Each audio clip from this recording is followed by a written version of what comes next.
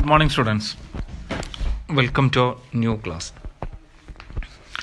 So, നമ്മുടെ കഴിഞ്ഞ ക്ലാസ്സിൽ കമ്പനി മീറ്റിംഗ്സ് എന്ന് പറയുന്ന ചാപ്റ്ററാണ് നമ്മൾ ഡിസ്കസ് ചെയ്തുകൊണ്ടിരുന്നത്. സോ എനിക്ക് നിങ്ങളുടെ ഈ കോർപ്പറേറ്റ് റെഗുലേഷൻ എന്ന് പറയുന്ന ഈ സബ്ജക്റ്റിൽ ടോട്ടൽ 3 ചാപ്റ്റേഴ്സ് ആയിരുന്നു ഹാൻഡിൽ ചെയ്യാനുണ്ടായിരുന്നത്. Winding up of a company meetings and management of companies. അതിലിപ്പോൾ നമ്മൾ കമ്പനി മീറ്റിംഗ്സും വൈൻഡിങ് അപ്പും നമ്മൾ കംപ്ലീറ്റ് ചെയ്തു. സോ ഇനി എടുക്കാനുള്ള ലാസ്റ്റ് ചാപ്റ്റർ എന്ന് പറയുന്നത് മാനേജ്മെൻറ്റ് ഓഫ് കമ്പനീസാണ്. സോ എനിക്ക് എടുക്കാനുള്ള വെച്ചിട്ട് തന്നെ ഏറ്റവും ഇമ്പോർട്ടൻ്റ് ആയിട്ടുള്ള ഒരു ചാപ്റ്ററാണ് ഈ മാനേജ്മെൻറ്റ് ഓഫ് കമ്പനീസ് എന്ന് പറയുന്നത്. പ്രധാനമായിക്കൊണ്ടും ഡയറക്ടേഴ്സിനെ കുറിച്ച് വരുന്നു. ഡയറക്ടേഴ്സിൻ്റെ അപ്പോയിൻമെൻറ്റും പൊസിഷനും പവേഴ്സും റൈറ്റ്സും ഡ്യൂട്ടീസും ക്വാളിഫിക്കേഷനും ഒക്കെ വരുന്ന, അതേപോലെ തന്നെ കീ മാനേജീരിയൽ പേഴ്സൺസിനെ കുറിച്ച്, പിന്നെ കോർപ്പറേറ്റ് ഗവേണൻസ്, അതുപോലെ കോർപ്പറേറ്റ് സോഷ്യൽ റെസ്പോൺസിബിലിറ്റി CSR, അതേപോലെ തന്നെ SEBI act, securities and exchange board of India act 1992, അതുപോലെ തന്നെ സെക്യൂരിറ്റീസ് അപ്പീലേറ്റ് ട്രൈബ്യൂണൽ SCAT തുടങ്ങിയിട്ടുള്ള ഇമ്പോർട്ടൻ്റ് ആയിട്ടുള്ള ഏരിയാസ് വരുന്ന ഒരു ചാപ്റ്ററാണ് ഈ മാനേജ്മെൻറ്റ് ഓഫ് കമ്പനീസ് എന്ന് പറയുന്ന ചാപ്റ്റർ. സോ നമ്മൾക്ക് സ്റ്റാർട്ട് ചെയ്യാം. Once again welcome all. So ഒരു കമ്പനിയുടെ മാനേജ്മെൻറ്റ് ആൻഡ് അഡ്മിനിസ്ട്രേറ്റീവ് സിസ്റ്റം എന്ന് പറയുന്നത്, ഒരു കമ്പനിയുടെ മാനേജ്മെൻറ്റ് ആൻഡ് അഡ്മിനിസ്ട്രേറ്റീവ് ഡ്യൂട്ടി എന്ന് പറയുന്നത് ആ കമ്പനിയിലെ ബോർഡ് ഓഫ് ഡയറക്ടേഴ്സിനാണ് ഉള്ളത്. നമ്മൾക്കറിയാം, ബോർഡ് ഓഫ് ഡയറക്ടേഴ്സിനാണ് ഒരു കമ്പനി എന്ത് ചെയ്യാനുള്ളത്, മാനേജ് ചെയ്യാനുള്ള ഡ്യൂട്ടി എന്ന് പറയുന്നത്. സോ ഷെയർ ഹോൾഡേഴ്സ്, അവർ കമ്പനിയിലുള്ള ഷെയർ ഹോൾഡേഴ്സ് അവർ ഇലക്ട് ചെയ്യുന്ന, അവരുടെ ഇൻട്രസ്റ്റുകൾ കാത്തു സൂക്ഷിക്കുമെന്ന് ഉറപ്പുള്ള, അവർ ഇലക്ട് ചെയ്യുന്ന ആൾക്കാരാണ് ബോർഡ് ഓഫ് ഡയറക്ടേഴ്സിൽ എന്ത് ചെയ്യുന്നത്, ഉണ്ടാകുന്നത്. സോ അങ്ങനെ ബോർഡ് ഓഫ് ഡയറക്ടേഴ്സ് എന്ത് ചെയ്യും, ഒരു പ്രൊഫഷണലി ക്വാളിഫൈഡ് ആയിട്ടുള്ള ഒരു CEO-നെ, ഒരു ചീഫ് എക്സിക്യൂട്ടീവ് ഓഫീസർ അവിടെ നിയമിക്കും. എന്നിട്ടാണ് അവിടെയുള്ള മാനേജ്മെൻറ്റ്, കമ്പനിയുടെ മാനേജ്മെൻ്റ് ഒക്കെ എന്ത് ചെയ്യുന്നത്, ചെയ്ത് പോരുന്നത്. സോ നമുക്ക് ഫസ്റ്റായിട്ട് നോക്കാനുള്ള ടോപ്പിക് എന്ന് പറയുന്നത് ബോർഡ് ആൻഡ് ഗവേണൻസ് എന്ന് പറയുന്ന ടോപ്പിക്കാണ്. സോ മാനേജ്മെൻറ്റ് എന്ന് പറഞ്ഞു കഴിഞ്ഞാൽ എന്താണ്? മാനേജ്മെൻറ്റ് എന്ന് പറയുന്നത് പ്ലാനിങ്, ഓർഗനൈസിങ്, കൺട്രോളിങ് തുടങ്ങിയിട്ടുള്ള മാനേജീരിയൽ ആക്ഷൻസ് നമ്മുടെ പ്രീ ഡിറ്റർമൈൻഡ് ഗോൾസ് അച്ചീവ് ചെയ്യുന്നതിന് വേണ്ടിയിട്ട് യൂസ് ചെയ്യുന്നതിനെയാണ് നമ്മൾ എന്ത് എന്ന് പറയുന്നത്, മാനേജ്മെൻറ്റ് എന്ന് നമ്മൾ ബേസിക്കലി നമ്മൾ എന്ത് ചെയ്യുന്നത്, പറയുന്നത്. സോ ഗവേണൻസ് എന്ന് പറഞ്ഞു കഴിഞ്ഞാൽ it has been defined to refer the structures and processes that are designed to ensure accountability, transparency, responsiveness, rule of laws, stability, equity and inclusiveness, empowerment and broad-based participations. So governance എന്ന് പറയുന്നത് എന്താണ്?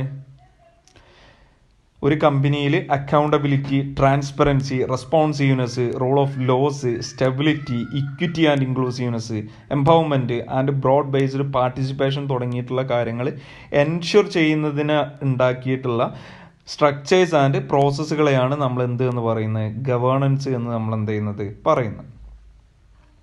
Governance എന്താണെന്ന് ചോദിച്ചു കഴിഞ്ഞാൽ, governance ഒരു organisation, ഒരു company work ചെയ്യുന്നത് പബ്ലിക്കിൻ്റെ ഇൻട്രസ്റ്റും അതേപോലെ തന്നെ ആ കമ്പനിയുടെ സ്റ്റേക്ക് ഹോൾഡേഴ്സിൻ്റെ ഇൻട്രസ്റ്റിനും അനുസരിച്ചിട്ടാണ്, അവരുടെ ബെസ്റ്റ് ഇൻട്രസ്റ്റിന് വേണ്ടിയിട്ടാണ് ഒരു കമ്പനി വർക്ക് ചെയ്യുന്നത് എന്ന് എൻഷുർ ചെയ്യുന്നതിനെയാണ് നമ്മൾ എന്ത് എന്ന് പറയുന്നത്, ഗവേണൻസ് എന്ന് നമ്മൾ എന്ത് ചെയ്യുന്നത്, പറയുന്നത്. ഗവേണൻസ് ഉറപ്പ് വരുത്തുന്നതാണ് ആ കമ്പനി വർക്ക് ചെയ്യുന്നത് എന്തിനനുസരിച്ചിട്ടാണ്, ജനറൽ പബ്ലിക്കിൻ്റെ ഇൻട്രസ്റ്റിനനുസരിച്ചിട്ടാണ്. അതേപോലെ തന്നെ അവരുടെ സ്റ്റേക്ക് ഹോൾഡേഴ്സ്, കമ്പനിയുടെ സ്റ്റേക്ക് ഹോൾഡർ എന്ന് പറയുമ്പോൾ ആരൊക്കെ വരും, ആ കമ്പനിയിലെ ഡയറക്ടേഴ്സ് വരും, കമ്പനിയിലെ ഷെയർ ഹോൾഡേഴ്സ് വരും, ഡെബിറ്റേഴ്സ് വരും, ക്രെഡിറ്റേഴ്സ് വരും, ആ കമ്പനിയുടെ സാധനങ്ങൾ ഉപയോഗിക്കുന്ന കൺസ്യൂമേഴ്സ് വരും, ഗവൺമെൻറ് വരും, ജനറൽ പബ്ലിക് വരും. ഇങ്ങനെയുള്ള സ്റ്റേക്ക് ഹോൾഡേഴ്സിൻ്റെ ഒക്കെ ബെസ്റ്റ് ഇൻട്രസ്റ്റിന് അനുസരിച്ചിട്ടാണ് ആ കമ്പനി വർക്ക് ചെയ്യുന്നത് എന്ന് നോക്കുന്നതിനെ, മാനേജ്മെൻറ്റിനേക്കാൾ മുകളിലുള്ളതിനാണ് നമ്മൾ എന്ത് എന്ന് പറയുന്നത്, ഗവേണൻസ് എന്ന് പറയുന്നത്. മാനേജ്മെന്റ് എന്ന് പറഞ്ഞു കഴിഞ്ഞാൽ എന്താണ്? Management is concerned with planning, directing, controlling, organising and other functions for to achieve the predetermined goals of the കമ്പനിയുടെ പ്രീ ഡിറ്റർമൈൻഡ് ഗോൾസ് അച്ചീവ് ചെയ്യുന്നതിന് വേണ്ടിയിട്ട് നമ്മൾ മാനേജറിയൽ ഫങ്ഷൻസ് ആയിട്ടുള്ള പ്ലാനിങ്, ഓർഗനൈസിങ്, ഡയറക്റ്റിംഗ്, കൺട്രോളിങ് തുടങ്ങിയിട്ടുള്ള കാര്യങ്ങൾ യൂസ് ചെയ്യുന്നതിനെയാണ് നമ്മൾ എന്ത് എന്ന് പറയുന്നത്, മാനേജ്മെന്റ് എന്ന് പറയുന്നത്.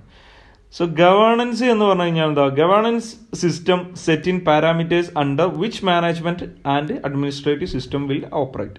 ഈ മാനേജ്മെന്റ് ആൻഡ് അഡ്മിനിസ്ട്രേറ്റീവ് സിസ്റ്റം എങ്ങനെ ഓപ്പറേറ്റ് ചെയ്യണമെന്നുള്ള പാരാമീറ്റേഴ്സ് അല്ലാന്നുണ്ടെങ്കിൽ അതിന്റെ അളവുകൾ ഉണ്ടാക്കുന്ന ആരാണ്? ഗവേണൻസ് ആണ്. സോ കമ്പനി നമ്മൾക്കറിയാം, കമ്പനിയുടെ ഏറ്റവും വലിയൊരു ഫീച്ചറാണ് it's an artificial person. It's an artificial person created by law. A company is an artificial person created by law. അതുകൊണ്ട് തന്നെ കമ്പനി എന്തല്ല, ഒരു നാച്ചുറൽ പേഴ്സൺ അല്ല. അതുകൊണ്ട് തന്നെ അതിന് ഒരു നാച്ചുറൽ പേഴ്സണെ പോലെ ആക്ട് ചെയ്യാനും കഴിയൂല, നമ്മളെ പോലെ ആക്ട് ചെയ്യാനും കഴിയൂല. കാരണം കമ്പനി ഒരു ആർട്ടിഫിഷ്യൽ പേഴ്സൺ ആണ്. നിയമം മൂലം ഉണ്ടാക്കിയിട്ടുള്ള ഒരു ആർട്ടിഫിഷ്യൽ പേഴ്സൺ ആണ് എന്ത് എന്ന് പറയുന്നത്? കമ്പനി എന്ന് പറയുന്നത്. സോ അതുകൊണ്ട് തന്നെ ഒരു കമ്പനിക്ക് സ്വന്തമായിട്ടൊന്നും ചെയ്യാൻ കഴിയില്ല. കുറച്ച് ഹ്യൂമൻസിന്റെ സഹായത്തോടെയാണ് കമ്പനി എന്ത് ചെയ്യുന്നത്? വർക്ക് ചെയ്യുന്നത്. സോ അങ്ങനെ കമ്പനി വർക്ക് ചെയ്യുന്ന കമ്പനിക്ക് വേണ്ടി കമ്പനിയുടെ പേരിൽ വർക്ക് ചെയ്യുന്ന, കമ്പനിയുടെ ബിസിനസ് കണ്ടക്ട് ചെയ്യുന്ന ആൾക്കാരെയാണ് നമ്മൾ എന്ത് എന്ന് പറയുന്നത്? ഡയറക്ടേഴ്സ് എന്ന് പറയുന്നത്. സോ കമ്പനിക്ക് വർക്ക് ചെയ്യണമെന്നുണ്ടെങ്കിൽ എന്ത് വേണം? കുറച്ച് ഹ്യൂമൻസിന്റെ ഹെൽപ്പ് വേണം. ആ ഹ്യൂമൻസിനെയാണ് നമ്മൾ എന്ത് എന്ന് പറയുന്നത്? ഡയറക്ടേഴ്സ് എന്ന് പറയുന്നത്. ആ ഒരു ഡയറക്ടേഴ്സിന്റെ കൂട്ടത്തെ അതിനെ നമ്മൾ കളക്റ്റീവായിട്ട് വിളിക്കുന്ന പേരാണ് ബോർഡ് ഓഫ് ഡയറക്ടേഴ്സ്. അല്ല എന്നുണ്ടെങ്കിൽ ബോർഡ് എന്ന് നമ്മൾ വിളിക്കുന്ന ആരെയാണ്? ആ ഒരു കമ്പനിയുടെ ഡയറക്ടേഴ്സിന്റെ കളക്റ്റീവായിട്ട്, ആ ഡയറക്ടേഴ്സിനെ മുഴുവനായിട്ട് കളക്റ്റീവായിട്ട് നമ്മൾ വിളിക്കുന്ന പേരാണ് ബോർഡ് ഓഫ് ഡയറക്ടേഴ്സ്. അല്ല എന്നുണ്ടെങ്കിൽ ബോർഡ് എന്ന് നമ്മൾ എന്ത് ചെയ്യുന്നത്? വിളിക്കുന്നത്. ഈ ബോർഡ് ഓഫ് ഡയറക്ടേഴ്സ് എന്ത് ചെയ്യും? ആ കമ്പനിയുടെ ഡേ ടു ഡേ ഓപ്പറേഷൻസ് കറക്റ്റായിട്ട് വർക്ക് ചെയ്യുന്നുണ്ടോ നോക്കാൻ വേണ്ടിയിട്ട് ഒരു പ്രൊഫഷണലി ക്വാളിഫൈഡ് ആയിട്ടുള്ള ആരെ വെക്കും? ഒരു സിഇഒനെ, ഒരു ചീഫ് ഫിനാൻഷ്യൽ ഓഫീസറൊക്കെ എന്ത് ചെയ്യും? അപ്പോയിന്റ് ചെയ്യും. സോ അതാണ് ബോർഡ് ഓഫ് ഡയറക്ടേഴ്സ് എന്ന് പറയുന്നത്. സോ ഡയറക്ടർ എന്ന് പറയുന്ന ആരാണ്? ആ ഒരു കമ്പനി പ്രവർത്തിക്കാൻ ആവശ്യമായിട്ട് ആ കമ്പനിയുടെ ബിസിനസ് ചെയ്യുന്ന ആ ആൾക്കാരെ പറയുന്ന പേരാണ് എന്ത് എന്ന്? ഡയറക്ടേഴ്സ് എന്ന് പറയുന്നത്. സോ നമ്മൾക്ക് ഈ ചാപ്റ്ററിൽ ഏറ്റവും ഇമ്പോർട്ടൻ്റ് ആയിട്ട് പഠിക്കാനുള്ളത്, ഏറ്റവും ഡീറ്റെയിൽഡ് ആയിട്ട് പഠിക്കാനുള്ളത് ഈ ഡയറക്ടേഴ്സിനെ കുറിച്ചാണ്. ഈ ഡയറക്ടേഴ്സിനെ കുറിച്ചാണ് ഏറ്റവും ഇമ്പോർട്ടൻ്റ് ആയിട്ട് പഠിക്കാനുള്ളത്. നിങ്ങളോട് ഇതിൽ നിന്ന് ചോദിക്കുന്ന മെജോറിറ്റി ക്വസ്റ്റ്യൻസും ഡയറക്ടേഴ്സിനെ കുറിച്ചും ആയിരിക്കും ഈ ചാപ്റ്ററിന്. സോ ഡയറക്ടർ ആരാണ്? ഡയറക്ടർ നമ്മുടെ കമ്പനിയിലോ ആരാണ് ഡയറക്ടർ എന്ന് പറയുന്നത്? ഏറ്റവും ഫണ്ണിയസ്റ്റ് ആയിട്ടുള്ള ഒരു ഫാക്റ്റ് എന്താണെന്ന് വെച്ച് കഴിഞ്ഞാൽ, നമ്മുടെ കമ്പനിയിലോ നമ്മുടെ ഡയറക്ടർ എന്ന് പറയുന്ന ആൾക്ക് ഒരു ക്ലിയർ ഡെഫിനിഷൻ എവിടെയും കൊടുത്തിട്ടില്ല. കമ്പനിയിലോ എവിടെയും ഡയറക്ടർ എന്ത് ചെയ്തിട്ടില്ല? ഡിഫൈൻ ചെയ്തിട്ടില്ല. എങ്കിൽ കൂടിയും കമ്പനീസ് ആക്ട് 2013 സെക്ഷൻ 2 സബ്സെക്ഷൻ 34 പ്രകാരം ഡയറക്ടർ എന്ന് പറഞ്ഞു കഴിഞ്ഞാൽ ആരാണ്? A director appointed to the board of the company. ഒരു കമ്പനിയുടെ ബോർഡ് ഓഫ് ഡയറക്ടേഴ്സ്ക്ക് അപ്പോയിന്റ് ചെയ്തിട്ടുള്ള ഡയറക്ടറാണ് ഡയറക്ടർ എന്ന് പറയുന്നത് എന്ന് മാത്രമാണ് നമ്മുടെ കമ്പനിയിലോ എന്ത് ചെയ്തിട്ടുള്ളത്? ഡിഫൈൻ ചെയ്തിട്ടുള്ളത്. സോ ഒരു ഡെഫിനിഷൻ ആര് തന്നിട്ടില്ല? കമ്പനീസ് ആക്ട്, ഇന്ത്യയിലെ കമ്പനീസ് ആക്ട് ഡയറക്ടർക്ക് ഒരു ഡെഫിനിഷൻ എന്ത് ചെയ്തിട്ടില്ല? തന്നിട്ട് ഇല്ല. എങ്കിൽ കൂടിയും ഡയറക്ടർ എന്ന് പറയുന്ന ടേമിന്റെ ഡിക്ഷണറി മീനിങ് എന്ന് പറയുന്നത് എന്താണ്? The person who is appointed for the management of the company. The person who is appointed for the management of the company. ഒരു കമ്പനിയുടെ മാനേജ്മെന്റിന് വേണ്ടിയിട്ട് അപ്പോയിന്റ് ചെയ്തിട്ടുള്ള പേഴ്സൺ, ഒരു വ്യക്തിയെയാണ് ഡയറക്ടർ എന്ന് പറയാമെന്നാണ് ഡയറക്ടറിന്റെ ഡിക്ഷണറി മീനിങ്. നിങ്ങൾ ഡെഫിനിഷൻ ചോദിക്കുകയാണെങ്കിൽ ഇത് എഴുതിയാൽ മതി, the person who is appointed for the management of the company.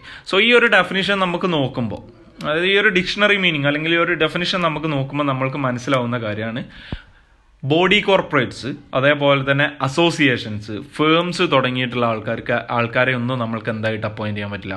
ഡയറക്ടറായിട്ട് appoint ചെയ്യാനും പറ്റില്ല. കാരണം അവിടെ പറഞ്ഞിട്ടുള്ളത് the person who is appointed.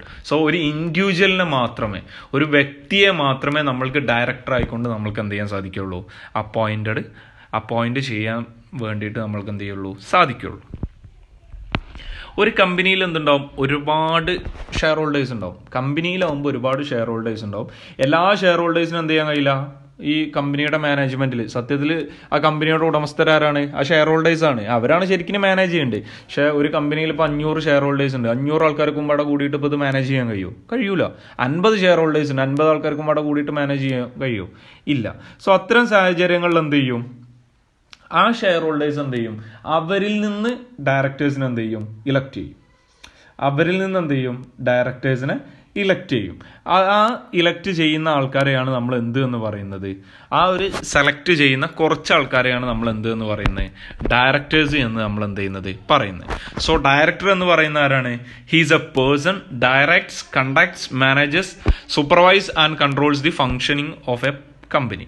ഒരു കമ്പനിയുടെ പ്രവർത്തനത്തെ ഡയറക്റ്റ് ചെയ്യുന്ന, കണ്ടക്ട് ചെയ്യുന്ന, മാനേജ് ചെയ്യുന്ന, സൂപ്പർവൈസ് ചെയ്യുന്ന, കൺട്രോൾ ചെയ്യുന്ന ആ ഒരു പേഴ്സണെയാണ് നമ്മൾ എന്ത് എന്ന് വിളിക്കുന്നത്? ഡയറക്ടർ എന്ന് നമ്മൾ വിളിക്കുന്നത്. ഓക്കെ, സോ ഇതാണ് ഡയറക്ടറുടെ ഒരു ബേസിക് ആയിട്ടുള്ള ഒരു ഡിസ്ക്രിപ്ഷൻ എന്ന് പറയുന്നത്. നെക്സ്റ്റ് ആയിട്ട് നമുക്ക് ഡിസ്കസ് ചെയ്യാനുള്ളത് ഇങ്ങനെയുള്ള ഒരു ഡയറക്ടറുടെ ക്വാളിഫിക്കേഷൻ എന്തെല്ലാമാണ്. Qualifications of A director. ഇതിലും നേരത്തെ നമ്മൾ ഡയറക്ടറുടെ ഡെഫിനിഷന് നമ്മുടെ കമ്പനീസ് ആക്ട് കൊടുത്തിട്ടില്ല എന്ന് പറഞ്ഞ പോലെ തന്നെ കമ്പനീസ് ആക്ട് 2013 ഡയറക്ടേഴ്സിന്റെ ക്വാളിഫിക്കേഷനും എന്ത് ചെയ്തിട്ടില്ല, കൊടുത്തിട്ടില്ല. ഡയറക്ടർക്ക് ഇന്ന ക്വാളിഫിക്കേഷൻ വേണമെന്നും നമ്മുടെ കമ്പനീസ് ആക്ട് എന്ത് ചെയ്തിട്ടില്ല, കൊടുത്തിട്ടില്ല. ഈവൻ ക്വാളിഫിക്കേഷൻ ഷെയർസ്, എത്ര ക്വാളിഫിക്കേഷൻ ഷെയർസ് വേണമെന്ന് പോലും കമ്പനീസ് ആക്ട് എന്ത് ചെയ്തില്ല, കൊടുത്തിട്ടില്ല. എങ്കിൽ കൂടിയും നമ്മുടെ കമ്പനിയിലെ ആർട്ടിക്കിൾസ് ഓഫ് അസോസിയേഷൻ ഉണ്ടാവുമല്ലോ, AOA ആർട്ടിക്കിൾസ്. ഈ ആർട്ടിക്കിൾസ് എന്ത് പറയും? ഡയറക്ടർ ആവണമെന്നുണ്ടെങ്കിൽ, ഒരാൾ ഡയറക്ടർ ആവണമെന്നുണ്ടെങ്കിൽ അയാൾക്കൊരു സെർട്ടൈൻ നമ്പർ ഓഫ് ഷെയർസ് വേണമെന്ന് പറയും. അത്ര ഒരു സെർട്ടൈൻ നമ്പർ ഓഫ് ഷെയർസ് ഉള്ള ആൾക്കേ ഡയറക്ടർ ആവാൻ പറ്റുള്ളൂ എന്ന് ഓരോ കമ്പനിയിലെയും ആർട്ടിക്കിൾസ് ഓഫ് അസോസിയേഷന് പറയും.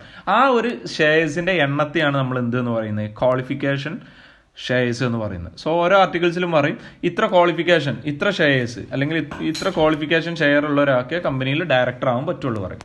ആ ഒരു നിശ്ചിത എണ്ണം, ഇപ്പോൾ ഒരു കമ്പനി പറയാണ് 100 ഷെയർസ് ഉള്ള ആൾക്ക് നമ്മുടെ കമ്പനിയിൽ ഡയറക്ടർ ആവാൻ പറ്റുള്ളൂ. സോ അവിടുത്തെ ക്വാളിഫിക്കേഷൻ ഷെയർസിൻ്റെ എണ്ണം എത്രയാണ്? 100ആണ്. ആ ഒരു നിശ്ചിത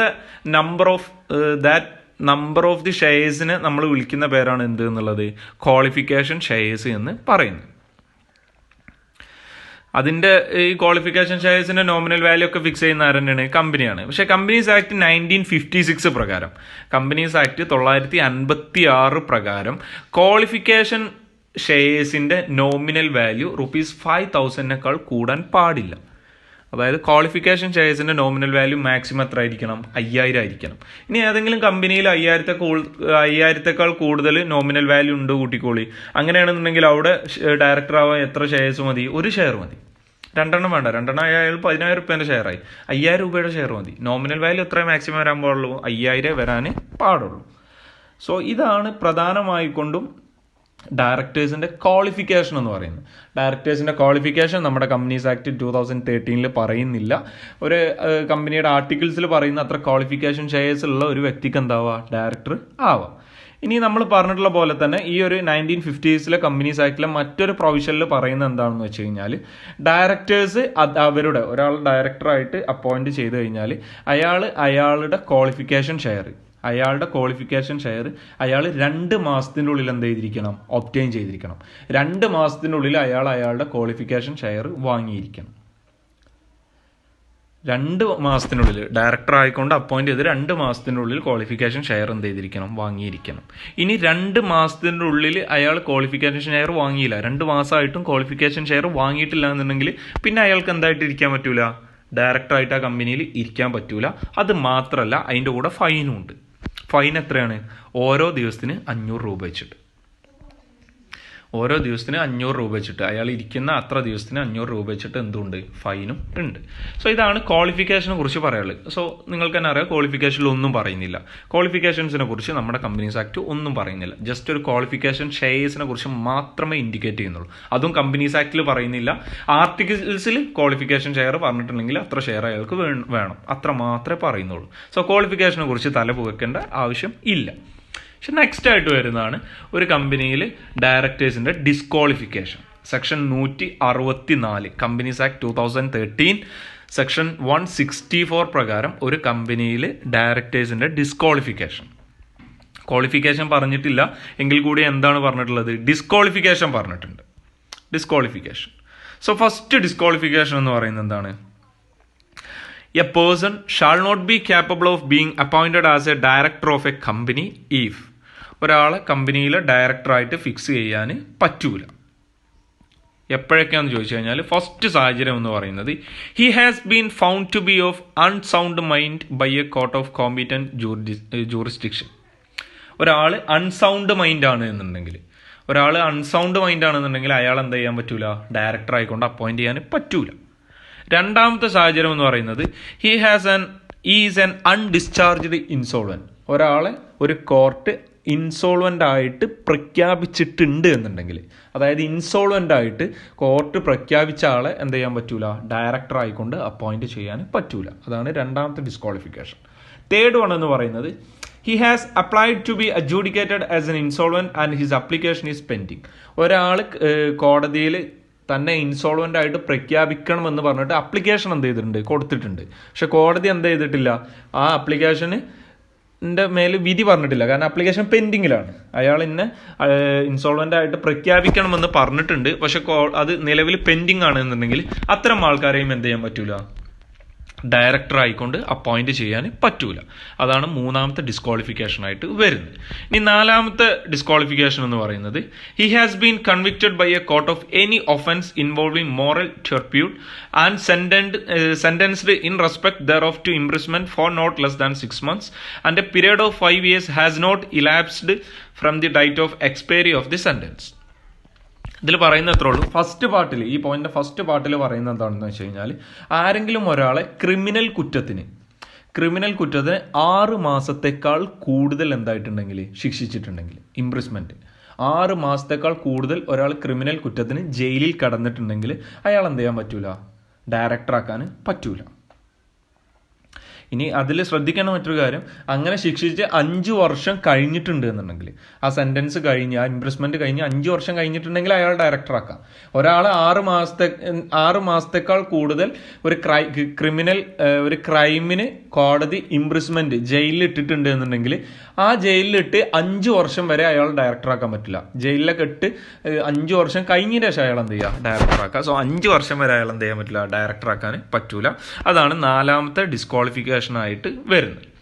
ഇനി അഞ്ചാമത്തെ ഡിസ്ക്വാളിഫിക്കേഷൻ എന്ന് പറയുന്നത് an order disqualifying him for appointment as director has been passed by a court or tribunal and the order is in force. ഇനി ആ പറയുന്ന വ്യക്തിയെ ഡിസ്ക്വാളിഫൈ ചെയ്തുകൊണ്ട്, അതായത് ഒരു ഡയറക്ടർ ആയിക്കൊണ്ട് അപ്പോയിന്റ് ചെയ്യുന്നതിൽ നിന്നും ഏതെങ്കിലും കോടതിയോ ട്രൈബ്യൂണലൊക്കെ ഡിസ്ക്വാളിഫൈ ചെയ്തുകൊണ്ടുള്ള ഒരു ഓർഡർ നിലവിൽ ഉണ്ട് എന്നുണ്ടെങ്കിൽ, അങ്ങനത്തെ ഒരു ഓർഡർ നിലവിലുണ്ട് എന്നുണ്ടെങ്കിൽ അത്തരം വ്യക്തികളെ എന്ത് ചെയ്യാൻ പറ്റൂല, അത്തരം വ്യക്തികളെയും ഡയറക്ടർ ആയിക്കൊണ്ട് അപ്പോയിന്റ് ചെയ്യാൻ പറ്റൂല. അതാണ് അഞ്ചാമത്തെ ഡിസ്ക്വാളിഫിക്കേഷൻ ആയിട്ട് വരുന്നത്. ആറാമത്തെ ഡിസ്ക്വാളിഫിക്കേഷൻ എന്ന് പറയുന്നത് he has not paid any call in respect of shares. He has not paid any call in respect of shares of the company held by him. അദ്ദേഹം ആ ഒരു ഡയറക്ടർ കമ്പനി ഏതെങ്കിലും ഒരു കോള്, ഒരു ഷെയർസിന്റെ പേരിലുള്ള ഏതെങ്കിലും ഒരു കോള് വിളിച്ചിട്ടുണ്ട്, ഫസ്റ്റ് കോളോ സെക്കൻഡ് കോളോ ഫൈനൽ കോളോ ഒക്കെ വിളിച്ചിട്ടുണ്ട്. അദ്ദേഹം എന്ത് ചെയ്തിട്ടില്ല, പേയ്മെന്റ് നടത്തിയിട്ടില്ല. ആ കോള് വിളിച്ചിട്ട് അതിന്റെ പേയ്മെന്റ് അദ്ദേഹം നടത്തിയിട്ടില്ല എന്നുണ്ടെങ്കിൽ അദ്ദേഹത്തെയും എന്ത് ചെയ്യാൻ പറ്റൂല, അവിടെ ഡയറക്ടർ ആയിക്കൊണ്ട് അപ്പോയിന്റ് ചെയ്യാൻ പറ്റൂല. ഇനി നെക്സ്റ്റ് വൺ എന്ന് പറയുന്നത്, ലാസ്റ്റ് വൺ എന്ന് പറയുന്നത് he has not allotted the director identification number. ഹി ഹാസ് നോട്ട് allotted the director identification number. ഒരാൾക്ക് DIN, ഡയറക്ടർ ഐഡന്റിഫിക്കേഷൻ നമ്പർ, ഇതെന്താണെന്ന് നമ്മൾക്ക് വ്യക്തമായിട്ട് നെക്സ്റ്റ് വരാനുണ്ട്, അതുകൊണ്ടാണ് ഞാൻ കൂടുതൽ പറയാത്തത്. സോ ഒരാൾക്ക് director identification number DIN number കിട്ടിയിട്ടില്ല എന്നുണ്ടെങ്കിൽ അയാളെയും എന്ത് ചെയ്യാൻ പറ്റൂല, ഡയറക്ടർ ആയിക്കൊണ്ട് എന്ത് ചെയ്യാൻ പറ്റൂല, അപ്പോയിന്റ് ചെയ്യാൻ പറ്റൂല. അയാൾ എന്താണ്, ഡിസ്ക്വാളിഫൈഡ് ആണ്. സോ ഈ പറയുന്ന 7 ഡിസ്ക്വാളിഫിക്കേഷൻ ഉണ്ട് എന്നുണ്ടെങ്കിൽ ഒരാൾ എന്ത് ചെയ്യാൻ പറ്റൂല, ഒരു കമ്പനിയിൽ ഡയറക്ടർ ആയിക്കൊണ്ട് അപ്പോയിന്റ് ചെയ്യാൻ പറ്റൂല. സോ ഒന്നാമത്തെ പോയിന്റിന്റെ കീഴിൽ 7 ഉള്ളത്. ഫസ്റ്റ് പോയിന്റ് എന്ന് പറയുന്നത് ഈ ഒരു പറയുന്ന ആൾക്കാർ, ഈ പറയുന്ന ക്വാളിഫിക്കേഷൻസ്, ഈ പറയുന്ന ഡിസ്ക്വാളിഫിക്കേഷൻസ് ഉള്ള ആളെ നമ്മൾക്ക് എന്ത് ചെയ്യാൻ പറ്റൂല, ഒരു കമ്പനിയിൽ ഡയറക്ടർ ആയിക്കൊണ്ട് അപ്പോയിന്റ് ചെയ്യാൻ പറ്റൂല. സെക്കൻഡ് പോയിന്റ് എന്ന് പറയുന്നത് such person is already A director of any company which. ഇനി ഏതെങ്കിലും ഒരാൾ നിലവിൽ വേറൊരു കമ്പനിയുടെ ഡയറക്ടർക്കും മറ്റൊരു കമ്പനിയിലെ ഡയറക്ടറാണ് എന്ന് കരുതിയിട്ട് വേറൊരു കമ്പനിയിലെ ഡയറക്ടറാണെങ്കിൽ തടസ്സമൊന്നുമില്ല കേട്ടോ. അങ്ങനെ ഒന്നുണ്ട്, നമ്മൾക്ക് ഒരു കമ്പനിയിലെ ഡയറക്ടർ ആണെന്നുണ്ടെങ്കിൽ മറ്റൊരു കമ്പനിയിലും ഡയറക്ടർ ആവാം. സോ അങ്ങനെ വേറൊരു കമ്പനിയിലെ ഡയറക്ടറാണ് ഒരാൾ, വേറൊരു കമ്പനിയിലെ ഡയറക്ടറാണ്. അയാൾക്ക് ഒരു കമ്പനിയിൽ ഡയറക്ടർ ആവണമെന്നുണ്ടെങ്കിൽ കുറച്ച് ഡിസ്ക്വാളിഫിക്കേഷൻ ഉണ്ട്, 2 ഡിസ്ക്വാളിഫിക്കേഷൻ ഉണ്ട്. ഈ 2 കാര്യങ്ങൾ ഉണ്ട് എന്നുണ്ടെങ്കിൽ നിലവിൽ ഒരു കമ്പനിയിൽ ഡയറക്ടർ ആയിരിക്കുന്ന ആൾക്ക് മറ്റൊരു കമ്പനിയിൽ എന്താ പറ്റൂല, ഡയറക്ടർ ആകാൻ പറ്റൂല. ഫസ്റ്റ് ഡിസ്ക്വാളിഫിക്കേഷൻ എന്ന് പറയുന്നത് has not filed the annual accounts and annual returns of for any continuous 3 financial years. അയാൾ നിലവിൽ ഡയറക്ടറായിട്ട് ഇരിക്കുന്ന കമ്പനി കണ്ടിന്യൂസ് ആയിട്ടുള്ള 3 ഫൈനാൻഷ്യൽ ഇയേഴ്സിന്, തുടർച്ചയായിട്ടുള്ള 3 ഫൈനാൻഷ്യൽ ഇയേഴ്സിന് ആനുവൽ അക്കൗണ്ട്സും അതേപോലെ തന്നെ ആനുവൽ റിട്ടേൺസും എന്ത് ചെയ്തിട്ടില്ല, രജിസ്ട്രാറുടെ അടുത്ത് ഫയൽ ചെയ്തിട്ടില്ല എന്നുണ്ടെങ്കിൽ, അയാൾ നിലവിൽ ഡയറക്ടർ ആയിരിക്കുന്ന കമ്പനി കണ്ടിന്യൂസ് ആയിട്ടുള്ള 3 ഫൈനാൻഷ്യൽ ഇയറിലെ ആനുവൽ അക്കൗണ്ട്സും അതേപോലെ തന്നെ ആനുവൽ റിട്ടേൺസും ഫയൽ ചെയ്തിട്ടില്ല എന്നുണ്ടെങ്കിൽ അവിടെയുള്ള ആ കമ്പനിയിൽ വർക്ക് ചെയ്യുന്ന ഒരു ഡയറക്ടർക്ക് മറ്റൊരു കമ്പനിയിലും ഡയറക്ടർ ആയിക്കൊണ്ട് എന്ത് ചെയ്യാൻ പറ്റില്ല, ഡയറക്ടർ ആയിക്കൊണ്ട് അപ്പോയിന്റ് ചെയ്യാൻ പറ്റില്ല, അയാൾ ഡിസ്ക്വാളിഫൈഡ് ആണ്. ഇനി സെക്കൻഡ് പോയിന്റ് എന്ന് പറയുന്നത് has failed to repay its deposit or interest thereon due date or redeem its debentures on due date or pay dividend and such failure continues for 1 year or more. ഇനി അദ്ദേഹം നിലവിൽ ഡയറക്ടറായിട്ട് work ചെയ്യുന്ന ആ company പറഞ്ഞിട്ടുള്ള ഡേറ്റിൽ deposit repayment നടത്തുന്നതിൽ ഫെയിൽഡായി, അല്ലാന്നുണ്ടെങ്കിൽ ഇൻട്രസ്റ്റുകൾ repayment നടത്തുന്നതിൽ ഫെയിൽഡായി, അല്ലാന്നുണ്ടെങ്കിൽ ഡിബഞ്ചേഴ്സ് റെഡീം ചെയ്യുന്നതിൽ ഫെയിൽഡായി, അല്ലാന്നുണ്ടെങ്കിൽ ഡിവിഡൻഡ് പേയ്മെന്റ് നടത്തുന്നതിൽ ഫെയിൽഡായി. ഇങ്ങനെ ഫെയിൽഡായി കഴിഞ്ഞാൽ ഒരു വർഷത്തേക്കോ അതിനേക്കാൾ കൂടുതൽ കാലയളവിലേക്കോ ഇങ്ങനെ ഡെപ്പോസിറ്റ് റീപേയ്മെന്റ് നടത്തുന്നതിലോ ഇൻട്രസ്റ്റ് പേയ്മെന്റ് നടത്തുന്നതിലോ ഡിബഞ്ചേഴ്സ് റെഡീം ചെയ്യുന്നതിലോ ഡിവിഡൻഡ് റീപേയ്മെന്റ് നടത്തുന്നതിലൊക്കെ ഏതെങ്കിലും ഒരു കമ്പനി ഡീഫാൾട്ട് വരുത്തിയിട്ടുണ്ട് എന്നുണ്ടെങ്കിൽ, ഒരു വർഷത്തെക്കാളോ അതിലെ കൂടുതലോ ഡീഫാൾട്ട് വരുത്തിയിട്ടുണ്ട് എന്നുണ്ടെങ്കിൽ അത്തരം കമ്പനിയിൽ അപ്പോയിന്റഡ് ആയിട്ടുള്ള ഒരു ഡയറക്ടർക്ക് മറ്റൊരു കമ്പനിയിൽ എന്ത് ചെയ്യാൻ പറ്റില്ല, ഡയറക്ടറായിട്ട് ആ ഒരു ഡയറക്ടറെ മറ്റൊരു കമ്പനിയിൽ ഡയറക്ടർ ആയിക്കൊണ്ട് അപ്പോയിന്റ് ചെയ്യാൻ സാധിക്കില്ല. അതും എന്താണ്, ഡിസ്ക്വാളിഫിക്കേഷൻ ആണ്. അതാണ് സെക്കൻഡ് പോയിന്റ്. ഇനി തേർഡ് പോയിന്റ് എന്ന് പറയുന്നത് a private company may by its articles provide for any disqualifications for appointment as a director in addition to those specified above. ഇനി കമ്പനികൾ പ്രധാനമായിട്ട് 2 തരമുണ്ട്, പബ്ലിക് ഉണ്ട്, പ്രൈവറ്റ് ഉണ്ട്. സോ ഒരു പ്രൈവറ്റ് കമ്പനി എന്ത് ചെയ്യുന്നുണ്ട്, ഒരു പ്രൈവറ്റ് കമ്പനി അതിൻ്റെ ആർട്ടിക്കിൾസ് ഓഫ് അസോസിയേഷനിൽ എന്ത് ചെയ്യുന്നുണ്ട്, വേറെ എന്തെങ്കിലും ഡിസ്ക്വാളിഫിക്കേഷൻസ് പ്രൊവൈഡ് ചെയ്യുന്നുണ്ട് എന്നുണ്ടെങ്കിൽ, ആ പ്രൈവറ്റ് കമ്പനിക്ക് പറ്റിയിട്ടുള്ള വേറെ എന്തെങ്കിലും ഡിസ്ക്വാളിഫിക്കേഷൻസ് പ്രൊവൈഡ് ചെയ്യുന്നുണ്ടെന്നുണ്ടെങ്കിൽ ആ ഡിസ്ക്വാളിഫിക്കേഷൻസ് ഉള്ള ആൾക്കും എന്ത് ചെയ്യാൻ പറ്റില്ല, ഡയറക്ടർ ആവാൻ, ആ കമ്പനിയിലെ ഡയറക്ടർ ആവാൻ പറ്റൂല. അവിടെയും എന്തുണ്ട്, നമ്മൾ മുകളിൽ പറഞ്ഞിട്ടുള്ള ഫസ്റ്റ് 2 പോയിന്റ്സിൽ വരുന്ന എല്ലാ കാര്യങ്ങളും അവിടെയും അപ്ലിക്കബിൾ ആണ്. അതിൻ്റെ പുറമെ ഒരു പ്രൈവറ്റ് കമ്പനിയിൽ അതിൻ്റെ ആർട്ടിക്കിൾസ് ഓഫ് അസോസിയേഷനിൽ മറ്റെന്തെങ്കിലും കാര്യങ്ങൾ പറഞ്ഞിട്ടുണ്ട് എന്നുണ്ടെങ്കിൽ അത്തരം ആൾക്കാരെയും എന്ത് ചെയ്യാൻ പറ്റൂല, ഡയറക്ടർ ആയിക്കൊണ്ട് അപ്പോയിന്റ് ചെയ്യാൻ വേണ്ടിയിട്ട് പറ്റൂല. സോ ഇത്രയാണ് നമുക്ക് ഇന്നത്തെ ക്ലാസ്സിൽ നമുക്ക് ഡിസ്കസ് ചെയ്യാനുള്ളത്. സോ ഫസ്റ്റ് നമ്മൾ പറഞ്ഞു ഡയറക്ടർ എന്താണ് എന്ന് പറഞ്ഞു, ഡയറക്ടറുടെ ക്വാളിഫിക്കേഷനും ഡയറക്ടറുടെ ഡിസ്ക്വാളിഫിക്കേഷനാണ് നമ്മൾ ഡിസ്കസ് ചെയ്തിട്ടുള്ളത്. സോ ചെറിയൊരു ഭാഗമായിരുന്നു. നെക്സ്റ്റ് ക്ലാസ്സിൽ നമ്മൾക്ക് ലീഗൽ പൊസിഷൻ ഓഫ് ഡയറക്ടേഴ്സ്, അല്ലാന്നുണ്ടെങ്കിൽ ഒരു ഡയറക്ടേഴ്സിൻ്റെ റോൾസ് എന്താണെന്നുള്ള കാര്യം നമ്മൾക്ക് എന്ത് ചെയ്യാം, അടുത്ത ക്ലാസ്സിൽ നമുക്ക് ഡിസ്കസ് ചെയ്യാം. സോ എന്തെങ്കിലും ഡൗട്ട്സ് ഉണ്ടെന്നുണ്ടെങ്കിൽ എനിക്ക് DM ചെയ്യാം കേട്ടോ. Thank you.